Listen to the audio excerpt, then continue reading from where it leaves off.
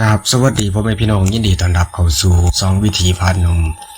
มื้อนี้ทีมงานวิถีพานนมก็มีเรื่องมาเล่าสู่พี่สู่น้องได้ฟังเรื่องราวเรื่องนี้ก็แม่นว่าเป็นเรื่องราวของงานคำเซียนเรื่องราวมันสิเป็นจังไดนั้นโปรดติดตามรับชมรับฟังกันได้เด้อครับเรื่องมันเกิดขึ้นเมื่อหลาย10 ปีก่อนสมัยที่ว่าบ้านดอนไส้นี่ยังเป็นหมู่บ้านเล็กๆที่ว่ามันบ่ทันได้มีเพื่อนมีซ่านอยู่หลายหลังตามรอบๆหมู่บ้านนี่ก็แม่นว่ามันอยู่ติดกับหลงใหญ่เนาะเป็นป่าเพราะว่าป่าแห่งนั้นแม่นว่าเลิกเข้าไปในป่าแห่งนั้นแม่นว่าได้มีหลงหนึ่งเพราะว่าในคนในหมู่บ้านนั้นเพิ่นได้เอิ้นขานกันมาตั้งแต่พอแต่แม่ว่าเป็นบ้านว่าเป็นโรงหาโรงผีหาโรงผีหานี่เพราะว่ามันนี่เป็นโรงที่ว่ามีความเด่นดับอาถรรพ์บ่ว่าสิเป็นสัตว์หายนานาชนิดนี่ก็แม่นว่าต้อมร่วมกันอยู่ป่าแห่งนั้นบ่ว่าสิเป็นหมีเป็นเสือเป็นงูพิษสารพัดพิษต่างๆนี่ต้องรวมถึงอันตรายจากธรรมชาติเพราะว่าสิเป็นพืชผลที่ว่ามันมีพิษมีภัยหรือว่าอาจจะเป็นดินเจือนดินหยังต่างๆจังซี่ก็มีเพราะว่าจะเป็นโค้งสร้างโค้งหยังก็มีเบิดเนาะกลางตรงนั้นแม่นว่าได้มีเส้นทางที่ว่าคนสมัยก่อนได้ใส่ไปมาหาของป่าแต่มีอยู่ข้อเดียวที่ว่าจำกันได้ขึ้นใจเบิดทุกคนอยู่ในหมู่บ้านนั่นแม่นว่าห้ามเข้าไปหลังพระอาทิตย์ตกดินเพราะว่ามีคนเข้าไปแล้วมันก็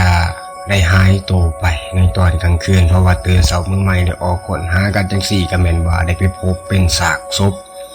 โดยที่ว่าตามเนื้อตามตัวที่มีห้อยเวอะหวะบ่ว่าสิเป็นเกิดจากคมแขวคมเล็บจังซี่หรือว่าอาจสิเป็นลมหายใจจากสร้างจากหยังจังซี่นี่ล่ะเพราะแต่ว่าตกลงมาจะได้ขึ้นเดือนรับนี่มันว่าได้มีลมพัดผ่านต้นไม้เสียงดังนี่วู้ไปจังซี่นี่แหละตามกันดองของธรรมชาติมาอยู่ในหมู่บ้านเนี่ยก็เป็นว่าพร้อมเพียงเฮียงหน้ากันฮ้อนเฮาขึ้นมาโดยที่ว่าบ่ฮู้สาเหตุที่ให้ว่ามันถึงยามติดศอกติดเซิงมันจังซี่ก็บ่แม่นหรือว่าฮอดยามติดสัตว์มันก็บ่แม่นแล้วจู่ๆทุกอย่างมันก็ได้เงียบลงอย่างสนิทเงียบจนว่าได้ยินแม้แต่เสียงจริงดีที่ว่าห้องห่างไกลออกไปตามข้างเถียงนาชายชราคนหนึ่งที่ว่าชื่อว่านานคำเสียนแม่นว่าได้นั่งอยู่หน้ากระต๊อบของตัวเองเนาะที่ว่ากำลังนั่งสารของอยู่ใต้แสงตะเกียงนานคำเสียนนี่ว่าเป็นพรานเก่าแก่ที่ว่าเคยเข้าป่ามาหลาย10 ปีจนคนในหมู่บ้านนั้นต่างยอมรับว่าเพิ่นเป็นคนที่ว่าฮู้จักลงผีหานี่ดีที่สุดอยู่ในหมู่บ้านหาตัวจับยากแต่ว่าท่านใดนั่นเองก็แม่นว่าได้ยินเสียงหลังกรับขึ้นมาออกมาจังซี่เป็นเสียงกิ่งไม้แห้งที่ว่าหักดังออกมาจากสายป่านานคำเสียงยุดมือลงในทันทีเพิ่นก็ได้คอยหันหน้าไปเบิ่งทางเสียงนั้นอย่างซ่าๆห้องถามออกไปว่าผู้ใดอยู่หั่นเอาแต่ว่ามันก็บ่มีเสียงตอบออกมาจากจุดนั้นมันก็มีแต่เสียงลมที่ว่าพัดผ่านต้นไม้ใบไผ่ใบหญ้าจังซี่ล่ะหลังวู้ไปตลอดแล้วเสียงหนึ่งมันก็ได้ดังขึ้นมาผ่านจากความมืดตัวนั้นเป็นเสียงเอื่นสื่อของเราคำเสียนอ้ายคำเสียนนั้นคำเสียนมันพากันนาซีดดุ้งในทันทีเพราะว่าเสียงนั้นเป็นเสียงของเมียเราที่ว่าไปตายจากเราไปเมื่อ10 กว่าปีที่แล้วเสียงนั้นก็ยังได้อยู่คือเก่าคำเสียนไอ้คำเสียนออกมาหาข่อยแน่มีของเพิ่นก็เลยเดิมสั่นขึ้นมาเพราะว่าเสียงนั้นมันเป็นเสียงที่ว่าได้คุ้นหูมาตลอดตั้งแต่จับมือเอากันก็เป็นว่าจำเสียงเมียตัวเองได้เป็นอย่างนิดอย่างดีแต่เพิ่นก็บ่ได้ตอบออกไปเพราะว่าเพิ่นจำคำสั่งคำสอนจากพ่อจากแม่ว่าจะหากว่ามีคนอื่นในตอนเวลากลางคืนนี่แม่นว่าห้ามขานดับเป็นอันขาดถ้าหากว่าผีอื่นสื่อจะสิขานหลับผีเดียกให้ตามก็จะสิตามไปเสียงนั้นมันก็ยังลั่งขึ้นอีก ลั่งขึ้นมายังเรื่อยๆเป็นเสียงอื่นคือเก่าเป็นเสียงอื่นแบบเก่าคำเสียนไอ้คำเสียนขอยอยู่นี่ออกมาหาข่อยแน่ขอยหิวว่าจังซี่ละงั้นคำเสียนก็ค่อยๆเอื้อมมือไปหยิบงั้นคำเสียนก็แม่นว่าได้ค่อยๆเอื้อมมือไปจับเอาเม็ดผ้าที่ว่าตอดว่าสอดไว้อยู่ใต้เสื้อที่ว่าเรานั่งอยู่เพราะว่าเรานั่งสารของแล้วท่านใดนั้นเองก็มีเสียงหลังตึกหนักๆแน่นๆมันมีบางอย่างที่ว่ามันมากระแทกฟ้าเหือนอย่างแห้งว่าฉันซะหลักว่าแต่ว่ามันมีเสียงกระแทกจังซั่นแล้วก็เฮ็ดให้เราสะดุ้งขึ้นมาสุดโตจากนั้นก็เป็นว่าได้มีเสียงขวานประตูเกิดขึ้นเนาะเดี๋ยวว่ามีคนเอาเหล็กมาขูดประตูหลังขืดขาดจังซี่ล่ะมันเป็นเหมือนกับเสียงเหล็บที่ว่าลากไปตามประตูหน้าบ้านตามฟ้าเฮือนนานคำเสียงกันใจแล้วก็ส่งเสียงแล้วมันก็มีเสียงกระซิบเบาๆออกมาจากประตูหน้าบ้านประตูเฮือนเนาะประตูกระต๊อบเราเปิดให้ข่อยแน่อ้ายเปิดให้ข่อยแน่แต่เสียงนั้นมันก็เริ่มเปลี่ยนไปจากเสียงผู้หญิงมันก็กลายเป็นเสียงแหบพร่ามั่วไปคือคนแบบว่าคุยหวนกำลังสิดุมสิตายอย่างนี้ละคือคนกำลังสิเบิดลมหายใจเป็นเสียงที่ว่าแหบคุยข่อยหิวจากสิละมาเราการคำเสียงนี่ก็เป็นว่ารู้หูในทันทีว่าเสียงที่ว่าอยู่หน้าประตูนั้นมันบ่เป็นเสียงคนแต่ว่าจากสัญญาแล้วก็บ่ได้รับได้นอนเพราะว่ามันมีเสียงที่ว่าเขามารบกวนให้เราบ่ม่วนในใจเพราะแต่ว่าดวงเสามือไม่ขึ้นมาก็เป็นว่าเราได้ออกไปเบิ่งทางหน้าบ้านมันได้มีห้อยตีนขนาดใหญ่2ห้อยเดินย่างไปย่างมาอยู่ตามรอบบ้านของนานคำเสียง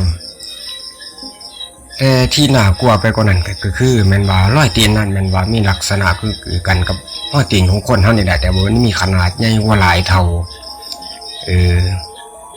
อยู่ในรอบๆที่ว่าห้อยตีนนั้นก็แม่นว่ามันหันทิศทางออกมาจากป่าจากไส้ดงนั้นก็แม่นว่ามาย่างรอบๆเพื่อนเราแล้วก็มาเราจังสั่นไปแต่เราแตกตื่นตกใจแล้วก็หูในทันทีว่าสิ่งนี่มันโมเมนต์แนวดีแน่นอนโมเสือกับผีตามมันออกมันหน้าตามคนสมัยก่อนเพิ่นก็ได้เสือถือกันว่าถ้าหากห้อยตีนของคนใหญ่กว่าห้อยตีนปกตินี่ก็แม่นว่าอาจสิเป็นห้อยตีนของเสือสมิงจำแรงมาเหมือนกับว่ามีบางสิ่งบางอย่างที่ว่าจ้องหน้านานคำเสียงอยู่หน้าประตูทั้งคืนเดี๋ยวนี้ได้เรานอนบ่ได้ผู้เฒ่าคนหนึ่งเห็นห้อยตีนแล้วก็เลยเว้าขึ้นว่าสงสัยว่ามันกลับมาเองแล้วละนานคำเสียงก็เลยของใจก็ได้ถามว่ามันอีสังน่าสิกลับมาสายสลาเงียบไปคู่หนึ่งแล้วก่อนสิตอบเบาๆว่าเสือสมิงคือนั่นนั้นคำเสียงก็เป็นว่าตัดสินใจเข้าไปในป่าดงผีหาผู้เดียวแกถือเอาปืนคู่ใจเราไปเมฆพระนิบแอวละกาตะกุดที่ว่าพอเราเคยมอบไว้ให้ก่อนเสียชีวิตว่าก่อนตายก่อนออกจากหมู่บ้านนั้นเพิ่นก็ได้หันไปบอกผู้ใหญ่บ้านว่าถ้าหากคอยบุกกลับออกมาก่อนฝ่าสางอย่าให้ผู้ใดเขาไปตามคอยเด็ดขาดพอผู้ใหญ่บ้านถามเสียงสั่นแล้วนั้นสิไปเฮ็ดหยังล่ะนานคำเสียนแนมเขาไปยังความมือที่ว่าของดงใหม่อยู่เบื้องหน้าคอยต้องไปเบิ่งให้แน่แก่ใจว่ามันเป็นตัวอีสังกันแท้คอยบูเสือว่ามันเป็นเสือ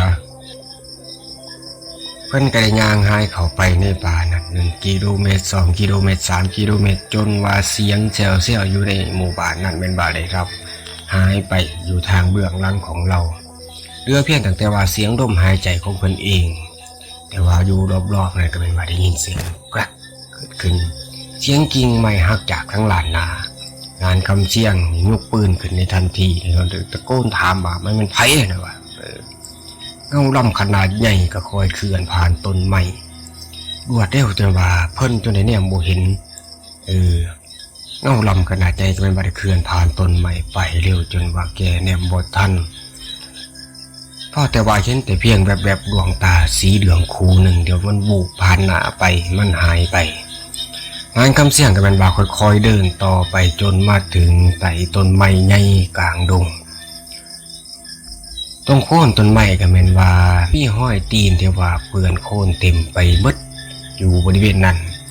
นางคำเสี่ยงก็เป็นว่ากลุ่มลุ่งเบิงแต่ว่าทันใดนั้นก็เป็นว่าได้มีเสียงดังขึ้นมาจากทางด้านดังนั้นแกสะงักไปในทันทีเสียงนั้นเป็นว่ามันคือกันกับเสียงเด็กหน่อยเอิ้นเรานานคำเสียนเพิ่นกำมีดผาไว้แน่นอยู่ในมือเสียงนั้นมันดังไกลขึ้นเรื่อยๆดังไกลขึ้นเรื่อยๆนานมาเบิ่งข่อยแน่นั้นคำเสียงดับตากระโบหันไปเบิ่งแต่แล้วเงาลำขนาดใหญ่ก็ค่อยๆดมลงพื้นตรงหน้าเพิ่นเงานั้นมีรูปร่างเหมือนกันกับคนเตะหัวกับมีลักษณะคล้ายเสือนานคำเสียงก็เป็นว่าค่อยๆดื่มตาขึ้นมาอย่างช้าๆแล้วได้ยินเสียงลมหายใจอยู่ข้างหูหลังดาดอยู่จังสี่แหละจากนั้นก็เป็นว่ามีเสียงคำรางต่ำๆอยู่ในลำคอดังขึ้นก็ดังหึ่มขึ้นมาชันซักเป็นเสียงคูของเสือนานคำเสียงหูในทันทีว่านี่มันเป็นเสือสมิงแห่งดงพีหามันเลยมายืนอยู่ทางด้านหลังของเพิ่นแล้วสิ่งที่ว่าทำให้เกกลัวที่สุดนั่นก็คือเสียงที่เสือสมิงเว้าออกมาเหมือนว่านานคำเสียนมึงจำกูได้บ่นานคำเสียนโตแข็งไปในทันทีเพราะว่าเสียงนั่นมันคือเสียงของเพื่อนฮักของเพิ่นที่ว่าหายเขามาอยู่ในดงนี่เมื่อ30 ปีก่อนแล้วเสือสมิงกระซิบอยู่ข้างหูออกมาอีกมึงบ่ซอยกูนางคำเสียงมันว่าได้กำมีดเอาไว้แน่นอยู่ในมือก่อนสิหันกลับไปอย่างช้าๆแล้วสิ่งที่แกเห็นนั่นก็